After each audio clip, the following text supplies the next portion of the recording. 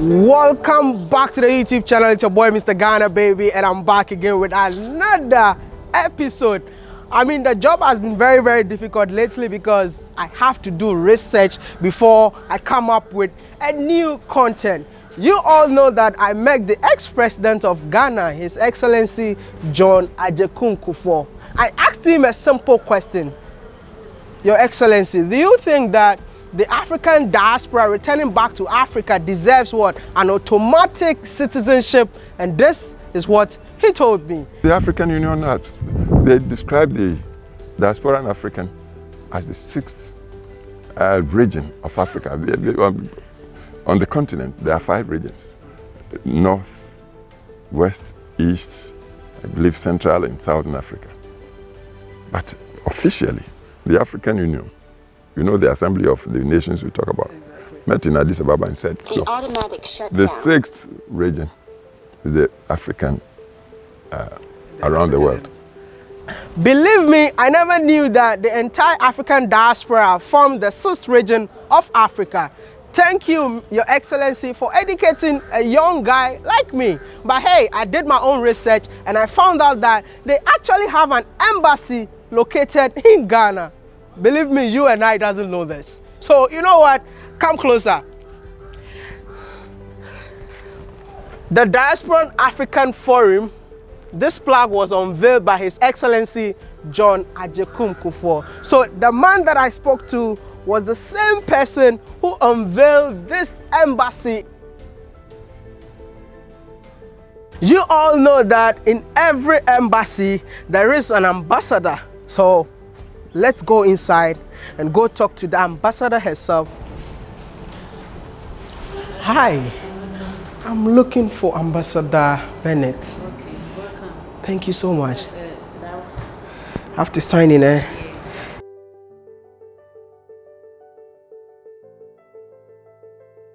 Thank you. Where do I? Oh, okay. Wow. All right. Got my mask.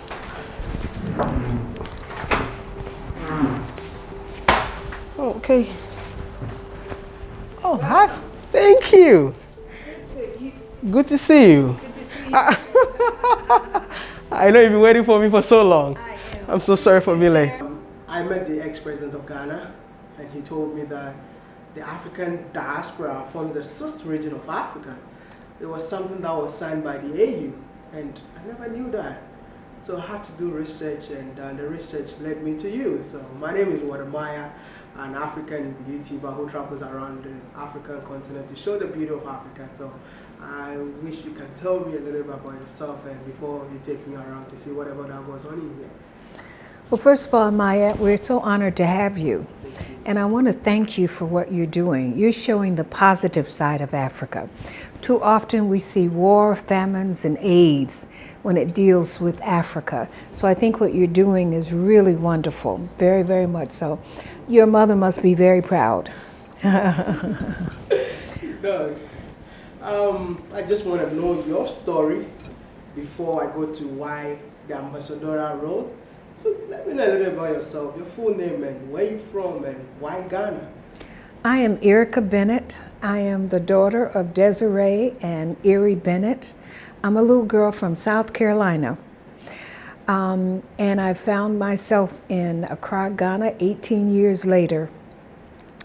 My father was in service, so we traveled all over the world. So the spirit of being able to just get settled, I've always had that because we've never lived any place longer than 3 years.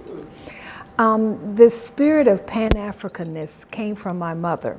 My mother was very involved with the NAACP, and she was very, very much connected to Africa and always encouraged us to know who we are and where we're from. So that spirit of Africa, I've been in and out of Africa for 40 years now. 40 years? 40 years now, yeah. I'm 70 years old, and 40 of those years have been in and out of Africa. So I feel more comfortable in Africa, certainly, than I do in America. 40 years in Africa. I know definitely you should have an African as a love of your life. I hope I'm not.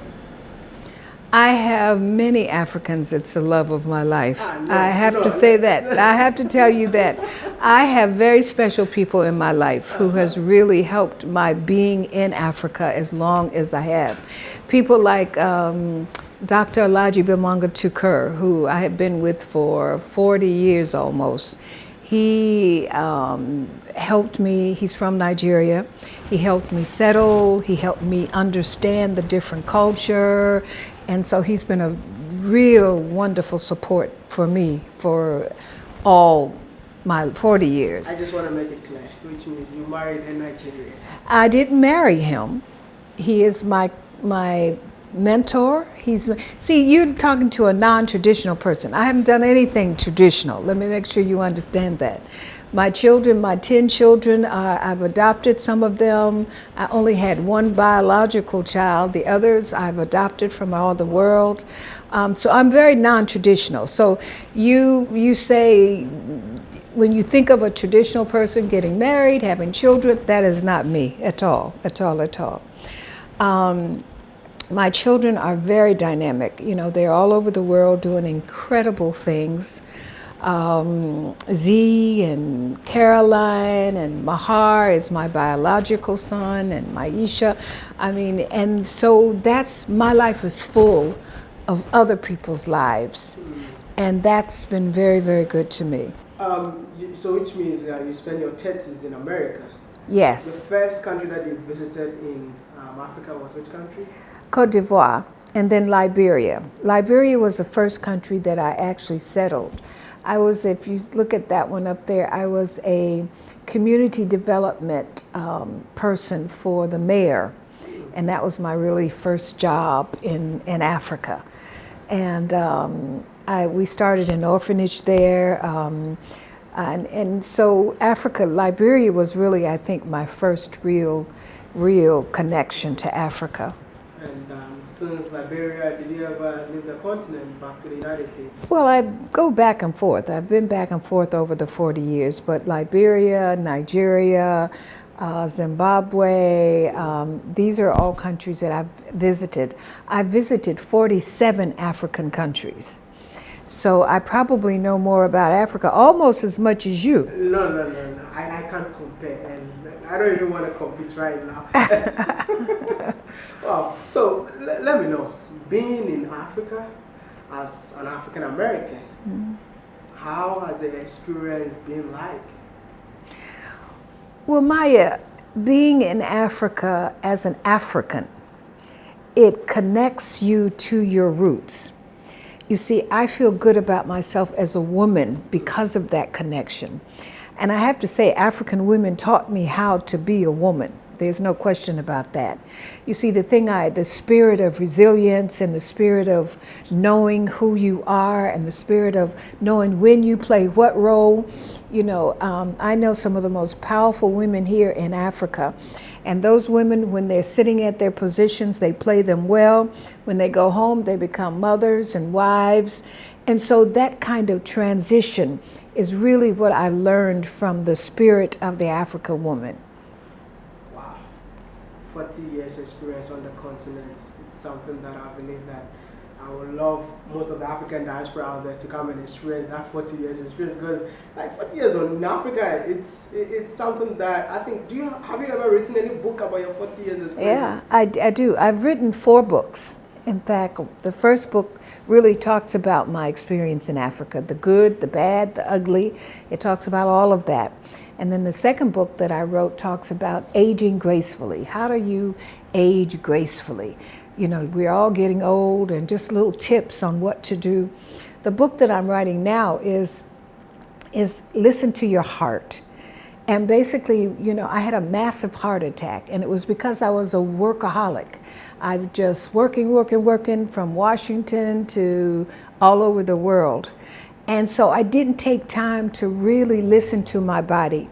And that's one of the things that I think that we, particularly women, and I think men too, I don't think you really acknowledge what's going on with your body. You just kind of keep going and that kind of thing. So that's what this book is all about, to really talk about how do you stop and listen to what's going on with your body.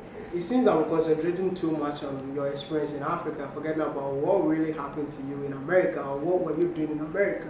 If you share some of your experiences, what you ever did in America, some achievement you did in America, what would that be? Well, the first, I think one of my major achievements, you know, is that picture over there with Marion Barry. He ran for his first political office, and I was the youth representative. They didn't know me, but they knew him. And so I ran on his ticket, and I won.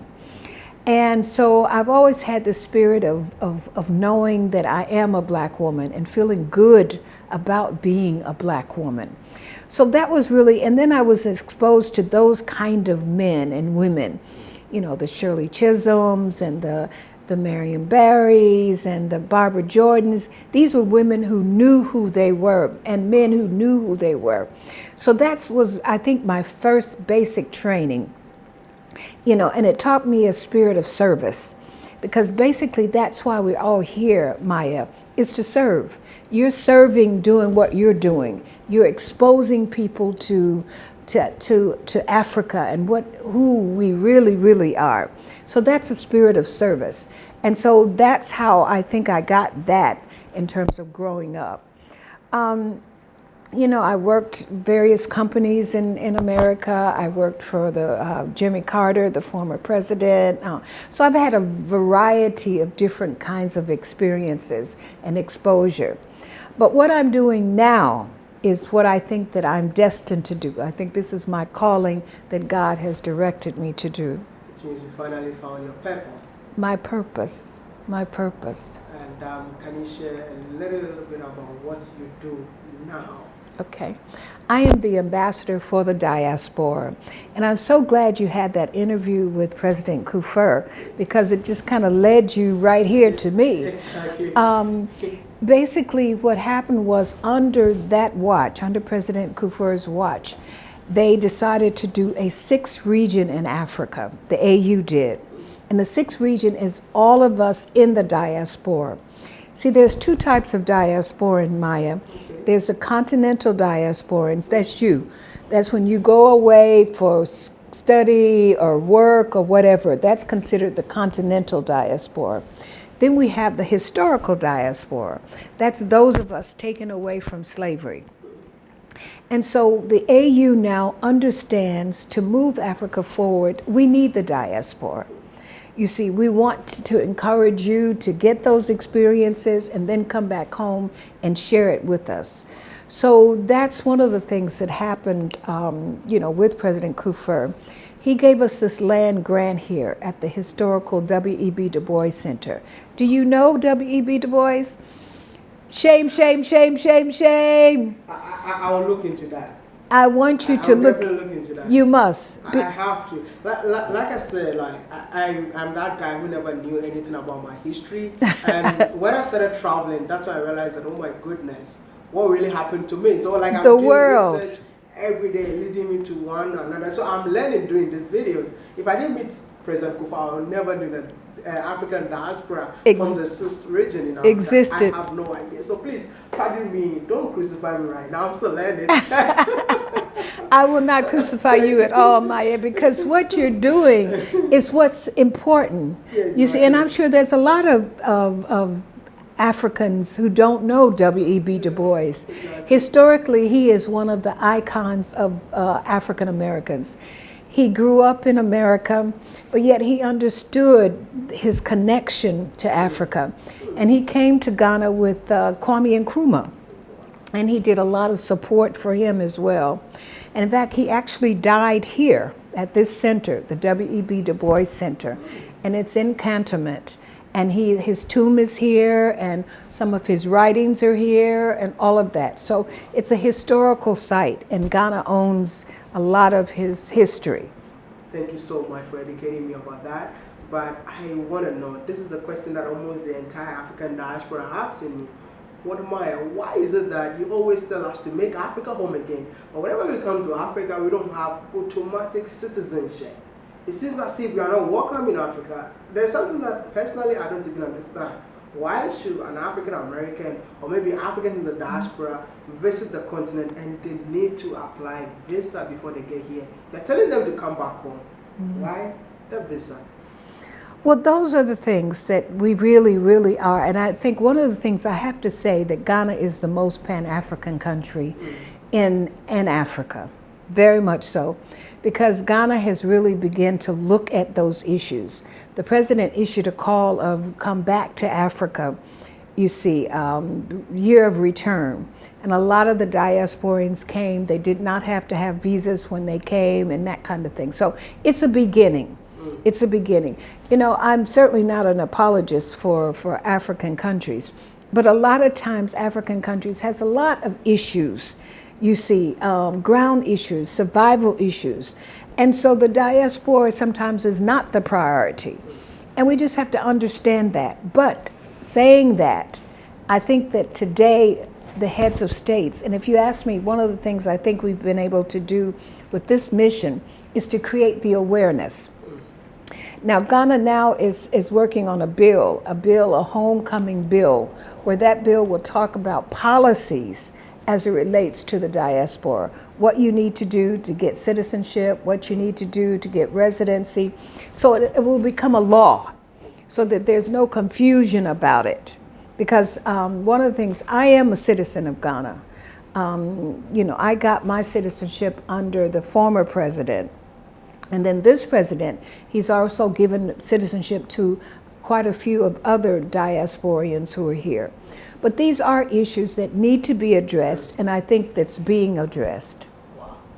And you know, I know that most of them are coming back because I believe that the revolution is happening. So maybe if you meet them, if you meet the head of state, tell them to fasten a little bit so that my brothers and sisters in the diaspora will join us here. Fast track. Continent. But I wish you can show me around your facility. I will. Okay, this is my office, as you can see.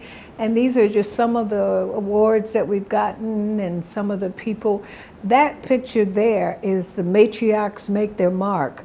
Okay, and what we do is that every other year, we do an African Women of Excellence, where we highlight things that African women are doing around the world.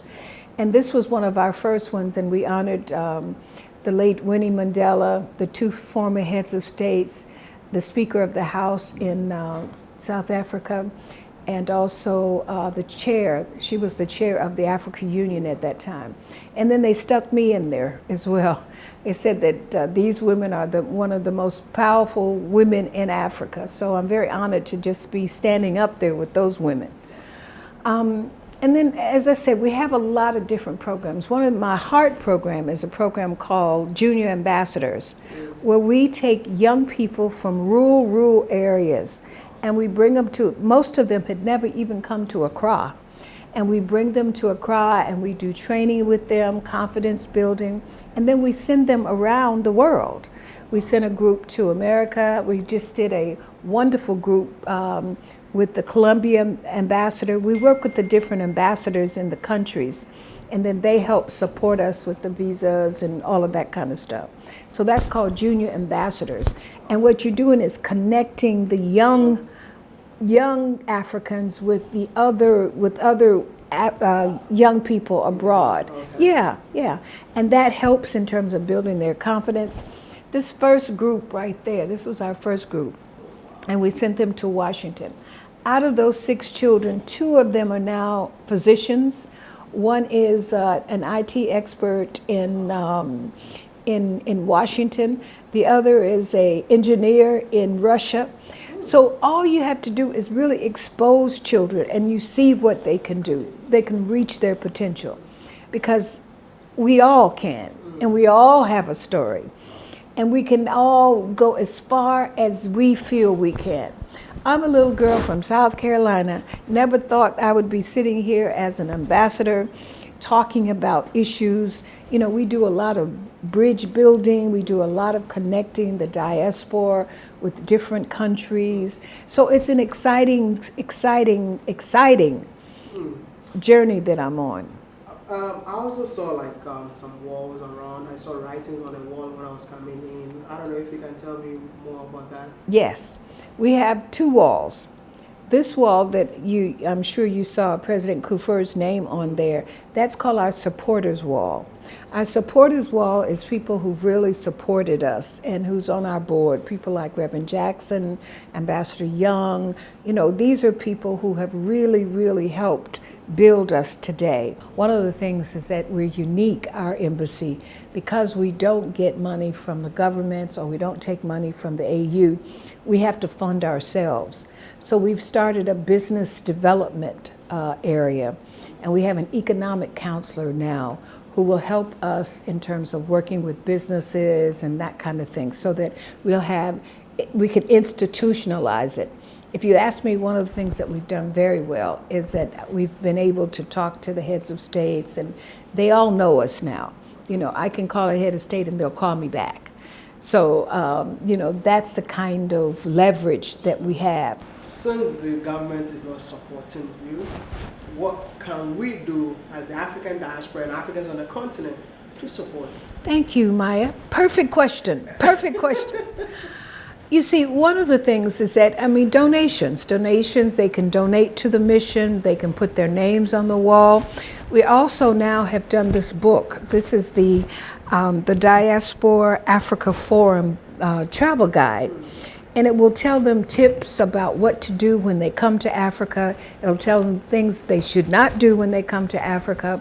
And it talks about some of the historical sites here in Ghana. So this is one of the things. They can purchase this book for $5. On the website? They can do it on the website. They can do it. I believe that most of my people would love to talk to you in person. Is there any way we can, an email? Yes, they can contact me through my personal email, or they can contact me through info@diasporaafricaforum.org. And also the website is www.diasporaafricaforum.org. Then we have the Sankofa wall. The Sankofa wall is the wall, Sankofa, as you know, means come back to your roots. And so these are the descendants of the ancestors. They put their names on the wall. You know, we have Rosa Parks, we have Bob Marley, we have Marcus Garvey. So all of those, their descendants came and put their names on the wall. We have Michelle Obama. When they came, we put her father's name on the wall, that kind of thing. And then recently we put George Floyd's name on the wall. I don't know if I sent you some of the pictures and stuff. And we did a big ceremony for him. And then we have a wall that we're going to actually put some of the other people who were killed brutally, you know, around the world. We'll put their names on the wall as well. I believe that we just lost Black Panther hero. Yeah. So we should have his name on one of the walls. We're going to put his name on the Sankofa wall. Absolutely. Yeah, absolutely. I can't wait to see that. Yeah. And finally, I believe that as an African diaspora representing African in the diaspora in Africa, I believe that you have a message for all the African diaspora watching us right now. What would that message be? Come home. Come home. That would be the message. Come home. The kind of life you can have in Africa, you can't have that abroad. You see, the kind of life that I have here, and particularly as a senior, you see, as an elder, I mean, Ghanaians know how to treat elders. I don't stand in lines. I have about 10 people taking care of me. And you feel a sense of purpose. You see, you feel a sense of giving and that kind of thing. So that would be my message, is come home. You see, we don't say everybody run home, but come and see if this fits for you. That's really the key. And I tell you, once you hit the soil, your life will never be the same. I just want to say thank you so much for talking to me. I appreciate your time, and I would love to see you again some other time. You will see me again, Maya. I'm telling you, you're now going to be one of my sons. When I want something done, I'm going to call Maya. Definitely. And I will always be available. I know you will. I know you will. And you keep doing what you're doing. I just said it from the beginning, but I want to say it before we close.